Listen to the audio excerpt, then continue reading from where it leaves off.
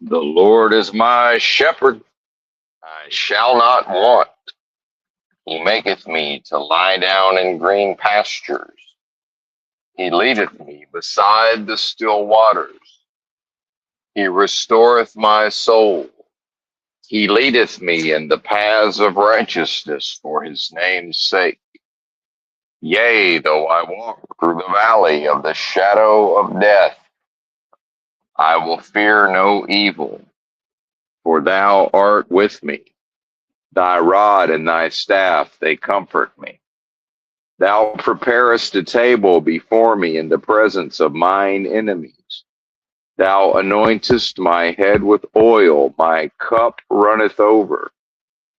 Surely goodness and mercy shall continue to follow me all the days of this protracted experience of death, and I will dwell in the house of the most super intelligent, power, source, and force of love and creation forever. What's happening? Benton here. A tad late. I had a mix up on the start times of the stream, so I don't know that anybody has been waiting for the commencement of whatever this may turn out to be. But if so, my apologies. I almost set it for 4 a.m. Eastern time, in which case I would only be about 8 minutes late. But I set it and forgot about it. Set it and forget it. So we are here, the Royal We in where are we? Massachusetts, some small town in Massachusetts, not too far from Boston, the greater Boston area. Would this be suburbs, I suppose? Ooh, egg drink. Don't mind if I do. Yeah, I'm gonna have to find a better insulated bottle. This egg drink's merely warm.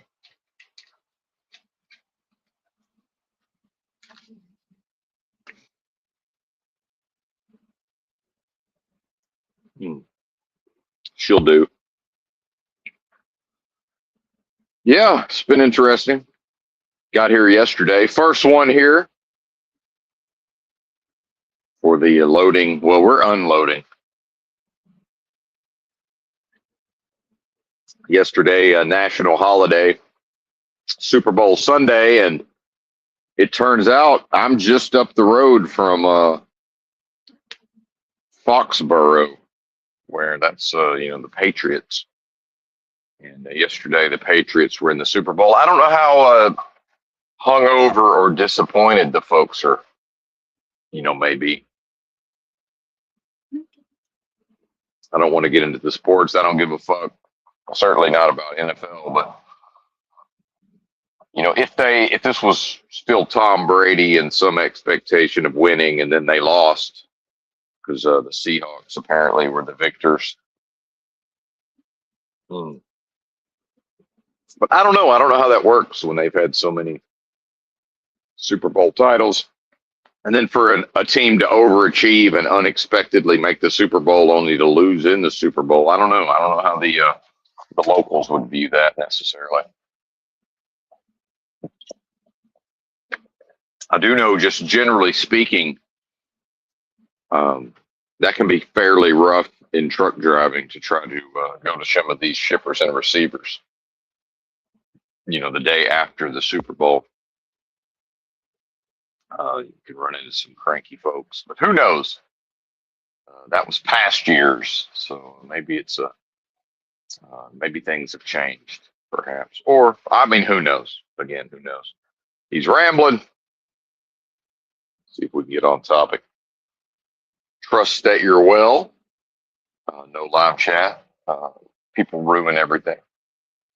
Certainly. So feel free to leave a comment that I may or may not read.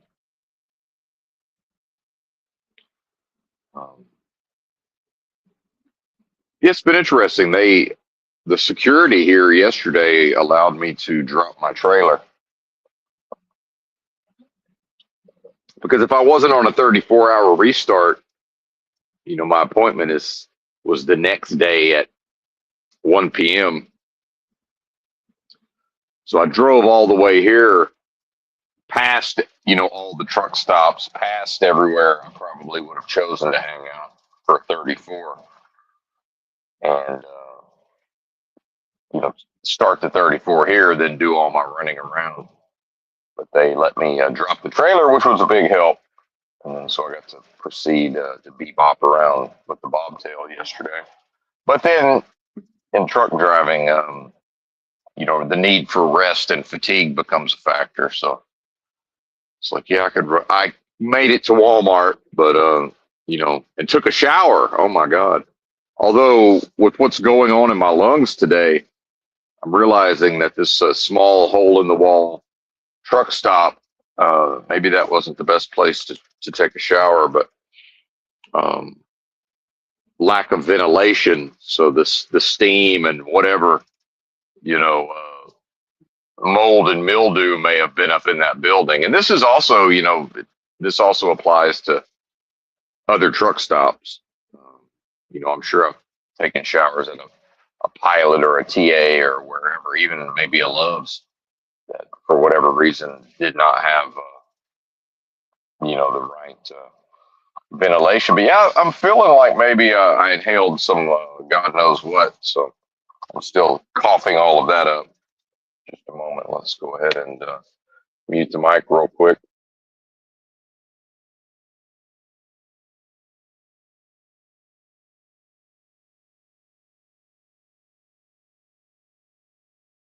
Woo! And having attacked with the bioweapon, the so-called COVID, I remember when that had really set into my chest and my lungs. I had like 2 to 3 days of sitting upright on my mama's couch with a broken foot and just forcefully coughing all day. Coughing out whatever, expelling as much as that's possible. And that seems to me like a lot of the folks, who ended up on ventilators and passing away, as my own mother ended up in the ICU on a ventilator.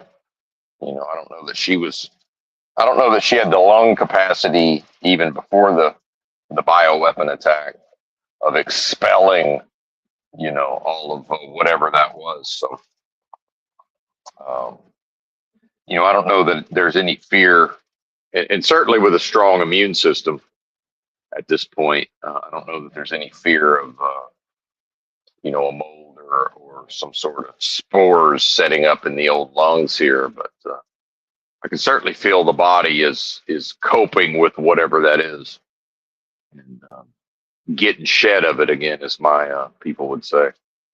I think this is where you get into like upper respiratory versus lower respiratory. I definitely feel something going on in the upper respiratory, but then I had detected it a few days before that, and further evidence of how showering is not necessarily the best thing. Let's get the chemicals from the city water in the on the skin, the largest organ in the body, so they say. The body's largest organ, the skin, and then so again, something was already going on, but I wasn't to the coughing it out stage, if that makes sense. It was just in the morning, I can feel some crud in there, and then, 1 or 2 good coughs sort of clears it out, and then we're good to go. But that shower, pretty sure that shower put something on me. So maybe that's a good thing. We'll just sort of clear all of it out, in one fell swoop, hopefully, throughout the day.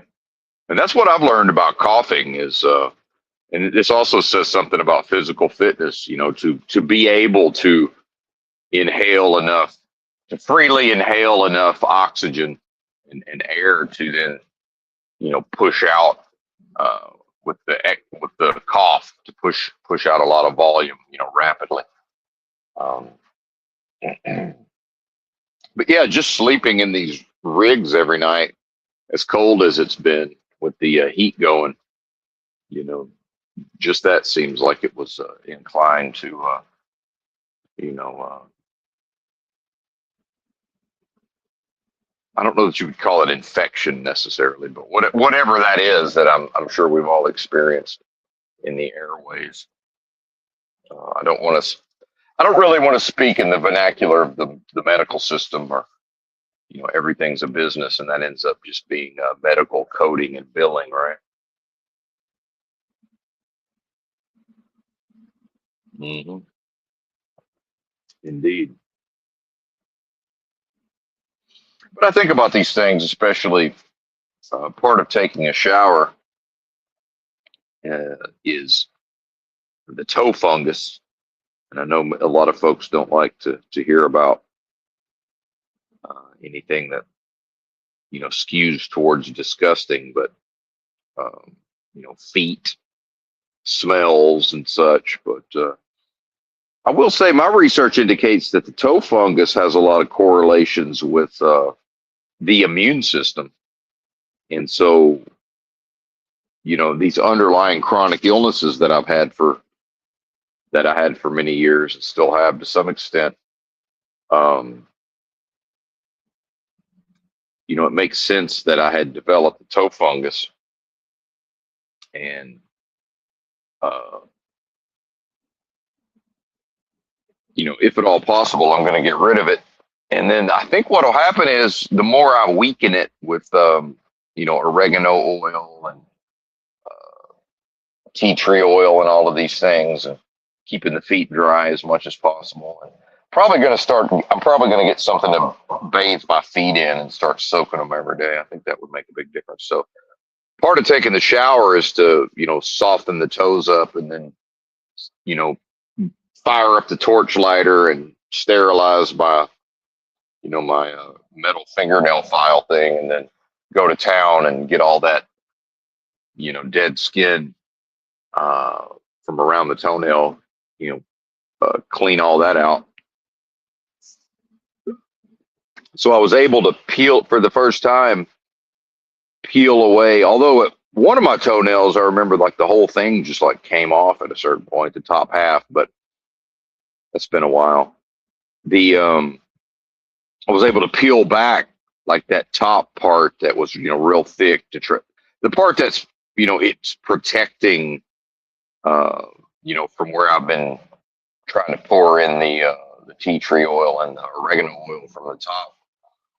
So on both toenails, both big toes, I was able to kind of peel that off, just peel it back and then cut it off. So now we have a new means of attack, which is nice. And it's starting to see at the bot, like the nail bed, is I've been seeing some white down there. And so that's a sign that possibly the the so-called matrix of the toenail down there, there's been some victories down, and that would presumably be the strongest connection where the immune system, my own body's own immune system, would be the most effective. So yeah, it's looking still going to be quite the battle, but um, and toenails take so long to grow out also. Um, but yeah, we're getting there. So that's encouraging. And man, I will much as we don't get along necessarily, Mr. Miyagi, when I was mentioned the toenail fungus to him, he said something about sunlight. So I had five weeks of every day, 45 minutes to an hour of UV9 on the index out in Los Angeles. They have a real high UV index, and just blasting both the toes, blasting my toenails with the UV. And I planned on doing 2 months, and then in the short run, it seemed like it really wasn't that effective. So I stopped after 5 weeks, and I wish I'd gotten that other 3 weeks in now, because it turned out it was quite effective. It really weakened it a lot, but it took a few months to really be able to see the effects. You could tell. I could tell I could tell based on what was going on down there that the UV, the sunlight had weakened it very much, much weaker fungus than before overall. And a lot of people have their own suggestions. Believe me, I've Googled and you know combed around the internet enough to know what's options are available. But certainly not going to take any of the medications. The Lamisil or whatever. All of that stuff is bad for the liver. Rough on the liver.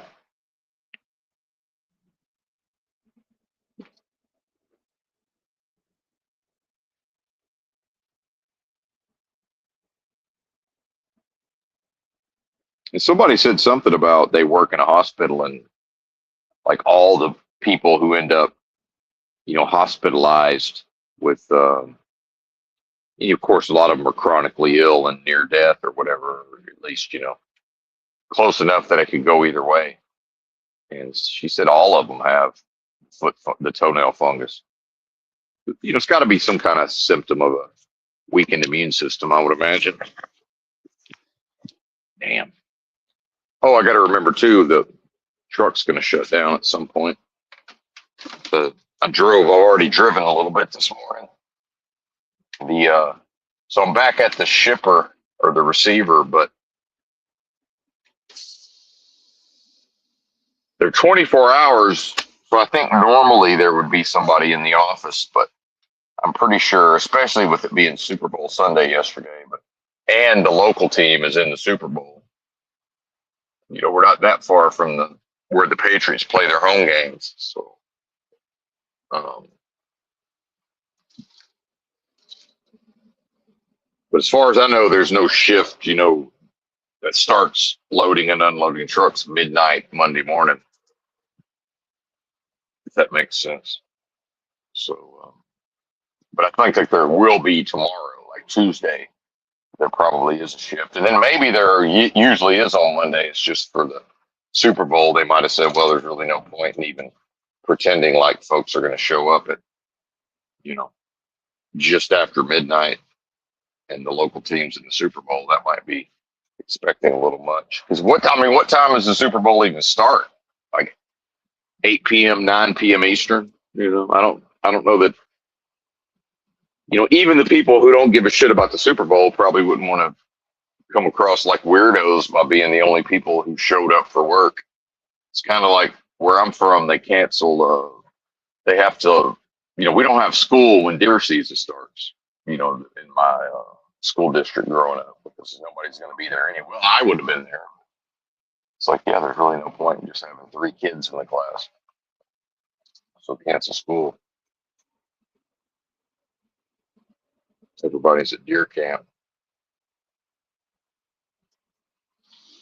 Anyway, it's man, and see, I've been in the cold a lot, and you really haven't heard me talk about it a lot. Yesterday was insane early in the morning, 6 a.m.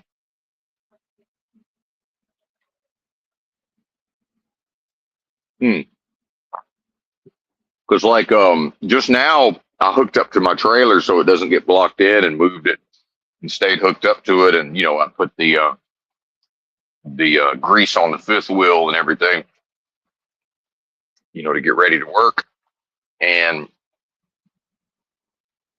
no problem. I'm out there in my layers. My hands didn't even start hurting from the cold yesterday. Just fueling up the truck, and I had to manually put the DEF in because all the DEF pumps were frozen up. And apparently a couple of them still worked, but it wasn't clear which ones, and it wasn't worth trying to test out every one. So I just, for the first time, bought that 2.5 gallon jug of DEF, and if I got more than half of it in the tank, that was lucky. But if y'all ever doubt that I might actually be autistic, You know, hilarious watching me try to just, I get stuff all over me. I had it all over me by the time I was done. This truck, there's so much salt on it and dirt from working all winter. If I have to do anything where I'm anywhere near the truck, it's all over me. My pants are damn near white, my black pants. And I see these other drivers and their trucks look just like mine, and I see their clothes and they're not just head to toe got the road salt all over them. And I've always been that way, and it doesn't matter how much I think about it and remind myself to be careful. It's all over me. Um, I hit my head a lot. I've noticed that's something. If you observe other so-called neurodivergent people, they're prone to hitting their head. It seems like. I know that World of T-shirts, Joshua Block. Somebody took him golfing, and every time he got back into the golf cart, he banged his head. I mean, like 15 times. It was crazy. It's like he could not do it. But yeah, feeling good, feeling rested. Woke up at 11:22, of course. Holla, just the waking dream, surrealistic, unreality, deja vu all over again. 11:22, and had a thought of, wait a minute. They told me my appointment's 1 p.m. What if that was 1 a.m.? I'm usually awake by then, and hypothetically, I could still be at the receiver. Right? I could have got here yesterday and I could have just stayed here. Although bizarrely, it says no overnight parking. What they mean is once we've unloaded you or loaded or unloaded you, respectively, get the fuck out of here. If you're waiting overnight, that's no problem. And I never know that till I get here, really. Every once in a while, it'll be known, and the company tells me, "Oh yeah, you can park there overnight." But other than that, it's not that I would have wanted to stay here anyway. But anyway, that cold, man. I'm talking like my feet got cold from it in my boots. Where I wasn't scared of frostbite, but I got to think it reminded me that frostbite's a thing. My hands, just physically fucking hurt, and like bad. And it's one of those things like, oh, jump out, get the truck fueling, and then immediately get back in the truck. It was bad, dude. One of the coldest days. And I was in Chicago my first winter, and it was like -22 air temperature, and that was bad. I mean, don't get me wrong, but this was only like -6, I think, and it seemed worse. I just don't get it. I don't think the truck ever got lower than about -2 on the dashboard. Yeah, I don't know, man. It's bizarre how that works. And one of my fuel pumps wouldn't work. It, barely trickled, and I couldn't even get the tank full. So I ended up, having to go to another fuel island. And like I said, the DEF was a no-go. And it's the last Loves. It's one thing I'm not a huge fan of Loves. It's, like the last one until you get into the area I'm in now. So pretty much have to get it done. And that when I just happened to be there at the coldest time, this total insanity, got me to thinking about people who grow up in Arkansas and never really go anywhere. And it gets cold on occasion there, but nothing like yesterday. And, when even the people who are from Massachusetts and used to when they think it's cold, that's when it's actually, they acknowledge, yeah, yesterday morning was fucking cold. Because right now it's like, I think it's like +7, a piece of cake. The local guy, he kept walking out. I've been up to the main security, the front security a couple of times. He's like walking out there like it's nothing, and I'm like, hey man, I would have came in the office there. And I'm used to it from working in it, obviously. But I think yesterday was so bad, I actually had way too many layers on. So I took all my layers off. And that's sort of an art to that, is knowing, the right amount of layers to have on. And then, so what I've learned about winter is like avoiding sweating as much as possible. Keep the feet dry, and avoid sweating.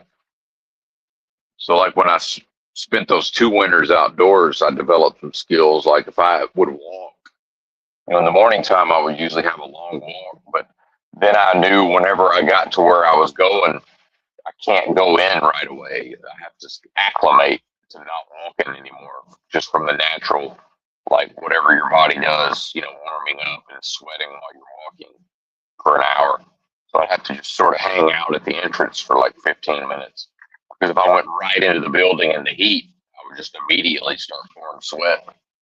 Then once the layers are wet, and then going back out into the cold, like that's a recipe for disaster.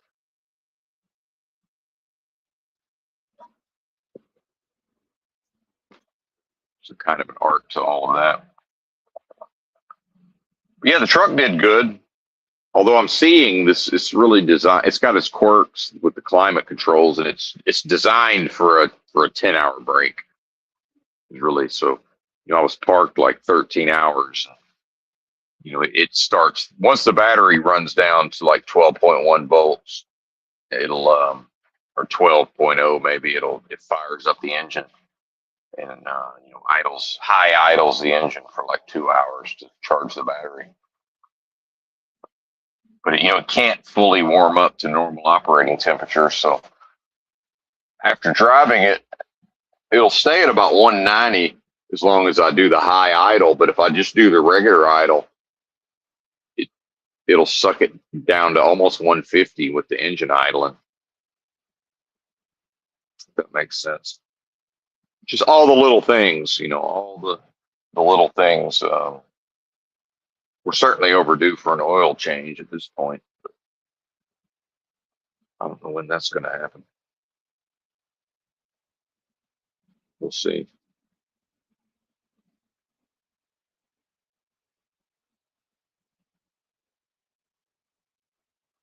Yeah, I had some epiphanies this morning, with the spiritual topics. I almost went live, but I only had a 20-minute drive to get here, so I knew it was pointless. For all I knew, I was going to check right in. You just never, that's the thing, is all of the uncertainty of this job, the checking right in. Maybe I'll be working, or maybe I'll get there, and I mean, you just never know. And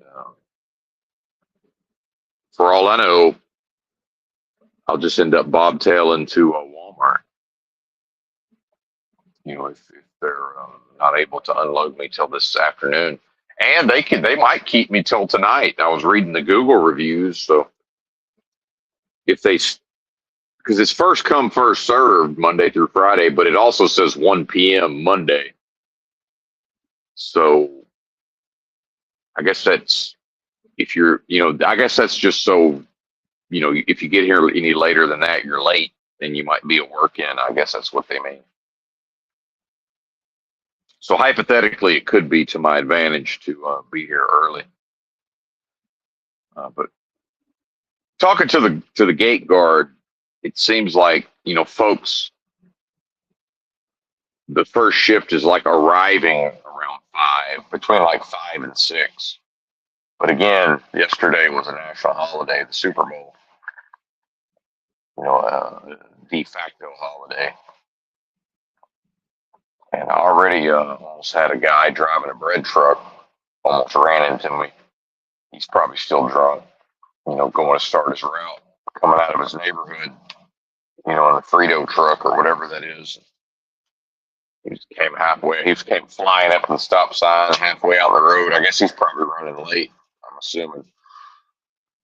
So I noticed it was 3:03 when all that happened. And I got to thinking, it reminded me that how this is not a real realm, because it's like, all of the things I've been up to, and the timing of, it's just everything's dead. I mean, it's like a little town, I'm driving around this village because I took a wrong turn off the interstate.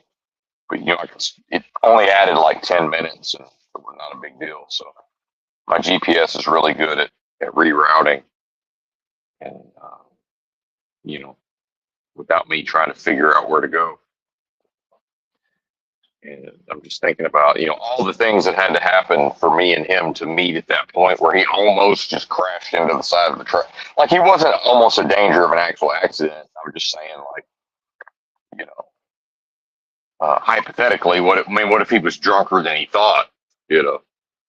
And he's probably not thinking he's drunk because he passed out at some point last night. But it's like, hey, man, I'm sure his BAC's not a zero point 0.0 either. So, in probably believing that he's sober, what if actually he's even more not sober than he doesn't know he is? Could have crashed in, hypothetically could have crashed into the side of the truck here. Oh, shit, that ain't water.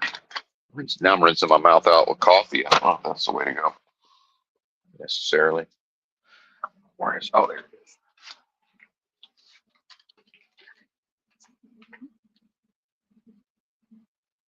is.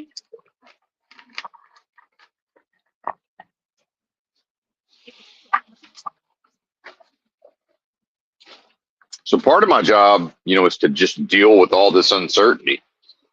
And then, this is also kind of my off time, but I get paid for today, so it's not really off time. If that makes sense. And what would I be doing anyway? Live in the truck, so it's not like I would really be. And I keep the same sleep schedule. I might sleep in a little later, but I keep the same sleep schedule. So what's the difference? It's not like I'm not awake anyway. If y'all have any thoughts on that, not that there's anywhere to share them, but oh man.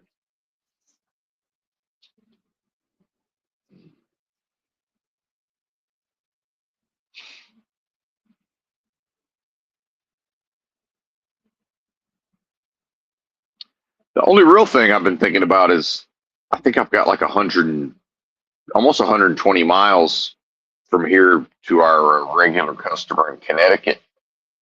And, depending on if they unload me this morning, then, although at this point, I mean, if I have to wait for them, earliest that they could possibly be moving on this is in 20 minutes. And even that's, I got to think the chances of anything happening, I'll probably get checked in and give them my paperwork and then give them my phone number. And it's like, hey, we'll call you. And then I may or may not know if I have time to bobtail to Walmart. See, I don't really want to be 30 minutes away and get the phone call for the door, Although sometimes that even doesn't matter because you just get in the door and they don't touch you for an hour or two. So I don't know, man. It's I can't even say it's interesting. It's just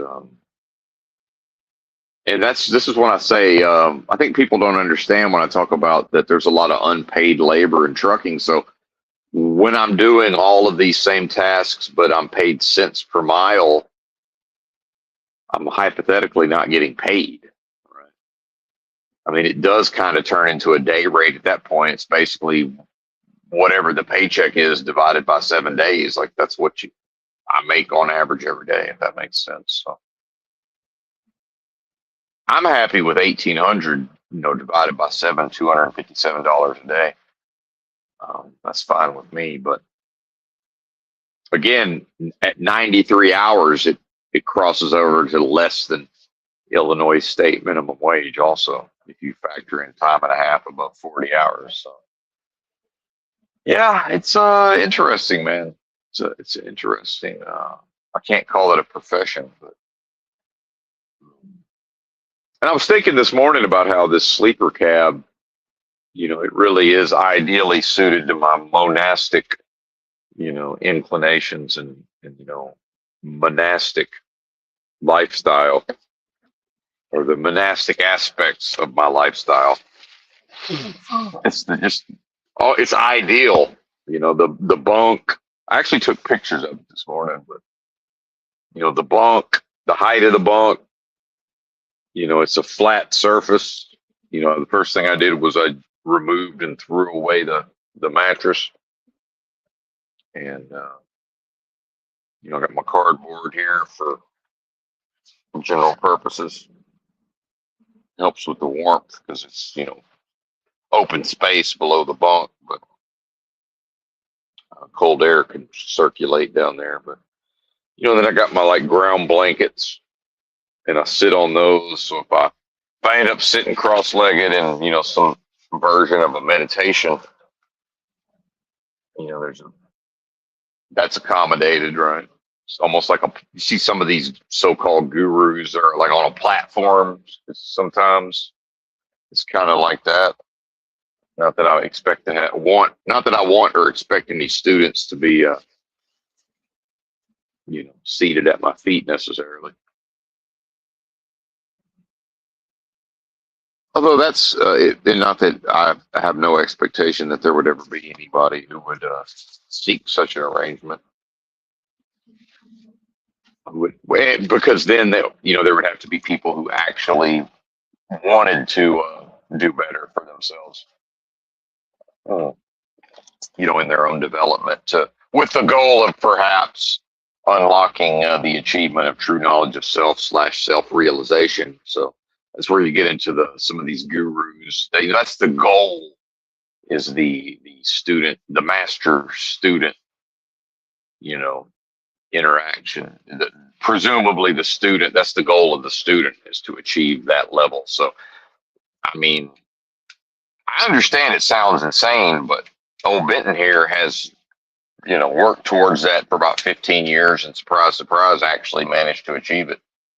Although that wasn't necessarily that's sort of a thing like it may never happen, but, we're shooting at that, and it just may not be possible in this lifetime. And, it actually has come to pass, perhaps interestingly,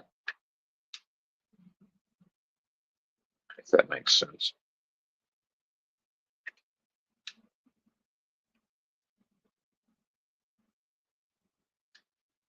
So certainly I would be able to assist others, although there's no guarantees. But that's where you get into some of these organizations, Paramahansa Yogananda, Self-Realization Fellowship, I think is what his is called. And, it's a business. At that point, it's a business, right? It's this whole structure that Krishnamurti said no to, because that was that,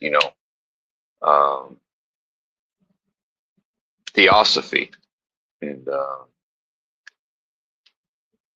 those folks, the man and the woman who were involved in that. Blavatsky was the woman. I forget the guy's name. Was it Besant? I think what's his last name? Besant? Maybe? I forget. And so they turned it over. They found Krishnamurti and supported him and nurtured him from a boy, and for him to be the world teacher, of theosophy. And they turned the keys over to him, and he shut the whole fucking thing down more or less immediately, which that's kind of cool, right? So somebody like me can observe that, and take away, well, don't even bother to start the thing. It seems to me like once it becomes a business, then that's of this world, right? And, like this, living in this truck, why? This is of the world. This is involved in business. I see this is the whole reason for me being able to live in this truck. And living in, I don't think that's even really the proper phraseology at this point. To have access to the space, I think, would be a little more accurate. And I'm looking at these cabinets. One cabinet is the perfect size for my duffel bag that I stuff my 2 wool blankets, and my sleeping bag into that bag, and that all just perfectly fits in one And then the cabinet on the other side is just random shit that would be in the way if it was anywhere else. And then the bunk during the daytime, it has enough room for this. I got this shelf. It's 3 drawer plastic, chest of drawers or whatever from Walmart, $20. This is what I mean by in the olden days, this idea of, things were built so much better in the olden days. If they could have built this in 1950, they would have. I mean, and had it across the country for, a cheap ass price, right? Could you could you do 1 to 2 hours of labor back in the day and end up with something that functionally, what was the 1930 version functionally, and how long would it take for somebody to buy one of those? Maybe they could find an old rickety one and fix it up themselves, right? And that's almost free. Or, buy some old rickety one for a nickel or whatever. So I don't know, man. About the price of a meal, I suppose, a proper meal. Singing for your supper territory. Woody Guthrie singing for your supper style.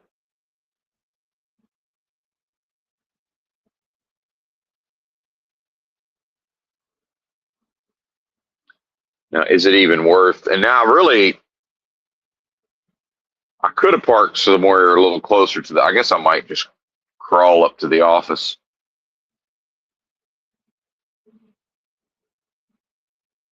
So as far as I know, if I try to wander up to the check right at 5 o'clock, it might still be a ghost town. So I don't know that it's even worth checking. And I've really trained myself not to rush people in the morning. The fact that I've been awake and I'm a bit of a morning person, I mean, that doesn't really, I don't feel like I need to inflict that on the folks who are just kind of angry, especially the day after the Super Bowl and the local team was in it and the local team lost, right? I don't know that I need to be in any big fat hurry, but for all I know, there was one big rig, and I guess the guy slept overnight. So for all I know, if I wait too long, then I'll walk around the corner and there'll be like 10 people already checked in. First come, first serve, right? So I guess I kind of have to go check, see if anybody's up there. Because the guy at the security guard said there's supposed to be somebody in that office 24 hours a day, but they were closed over the weekend. So I don't know what's the point if they haven't gone back to work. They haven't started back up yet from over the weekend. I don't know what's the point of having somebody in the office. I don't fucking know. I can't call it, as they say. The life of a long haul trucker. But if everything works out the way I think that it will, with some luck, I'll get unloaded fairly early here, and then I'll fight some just normal traffic. Worst case scenario seems to be I'll get dumped into rush hour traffic, and I'll fight 2+ hours of traffic to get to our customer, and then just to take enough of a nap to hit the road around 2 a.m. if that makes sense. So we'll see. I mean, it could still break bad on us, but I like our chances.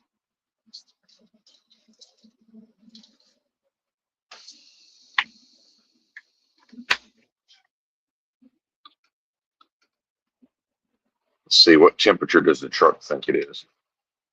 13 degrees. I'm surprised that it even shuts down when it's just cold. So a lot of these trucks in the past, they won't idle necessarily, but sometimes there's button sequences that'll defeat the idle shutdown. But then usually, like I know my truck had a Freightliner my first year with a brand new one with Schneider, and it would idled below 20 degrees Fahrenheit. But the truck had to indicate 20 degrees. So sometimes if it's 18 degrees outside and the truck if it's already, the truck's going to think it's hotter than 20 because of the heat coming off the engine, if that makes sense. If you've been driving. So the fact that the truck thinks it's 13, it's probably about 6, which is, I think, what they said it's supposed to be for the overnight low. And it's about that, getting to be about that time.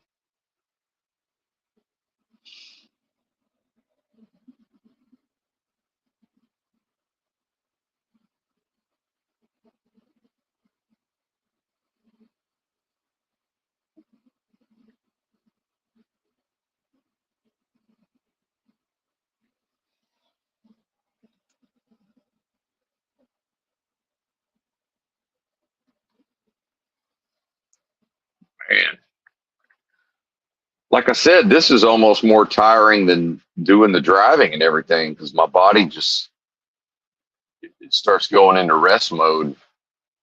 I can almost just go to sleep at this point.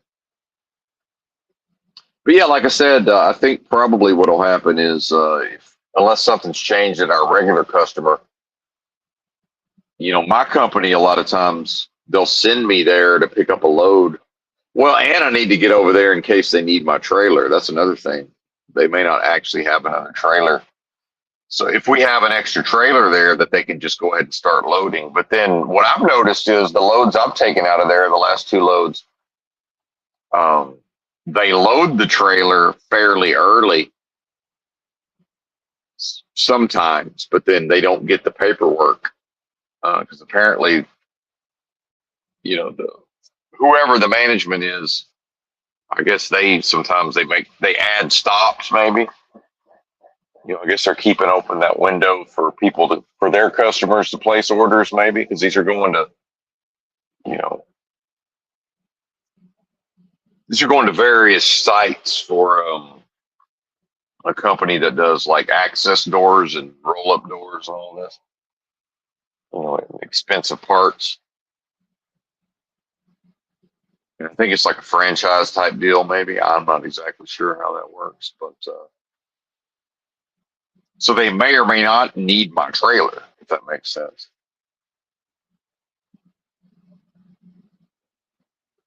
So and I'm in the dark. Like I'm pretty sure my company had some idea of what they want to do, but then for maximum flexibility, they're not going to tell me because they want to be able to switch things up if they need to, right? So I think what happens since our company has a lot of the contract, um, since it has a lot of these loads, I've been there enough times to know, well, unless something's changed or something goes wrong, my load was not going to be ready till midnight, between midnight and 2 a.m. And I kind of already so for me, it works out great because I can sleep. So what I did on the last 2, I just slept and then I already had my trailer in the door and then, I dropped it and disconnected. And so now I'm free to do whatever I want to do all day, go shopping and go do my laundry. And, they're like, okay, we'll leave the bills of lading in the trailer, but, I have to sign the bills and, and leave a copy for them and in the mailbox. And there is a world where sometimes truckers forget to do that. So it's kind of better for everybody if I'm awake, before they go home, third shift, before they leave at 2 a.m. or 2:30 or whatever it is. It's kind of better if I can because I know last time the one guy kind of hung out just to make sure I remember to sign the bills and then drop them off in the mailbox, and he left. As soon as he saw I left the bills, he drove away.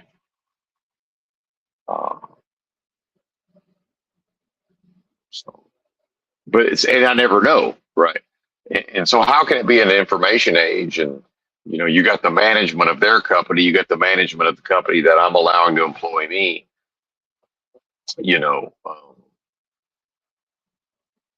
My company could, I could get back there and they could say, well, actually, we're going to have you go do this other thing, because we have other customers in the area also. So it's all up in the air, right? I guess as it always is, So now we're back into what is the individual's capacity to deal with uncertainty. So some of these epiphanies, when I talk about these spiritual epiphanies of the morning, some of it's tied in with that. But anyway, I don't think I have that much more to say, and I'm about to go wander over here and check in at the shipper office. So I guess I'll let y'all go.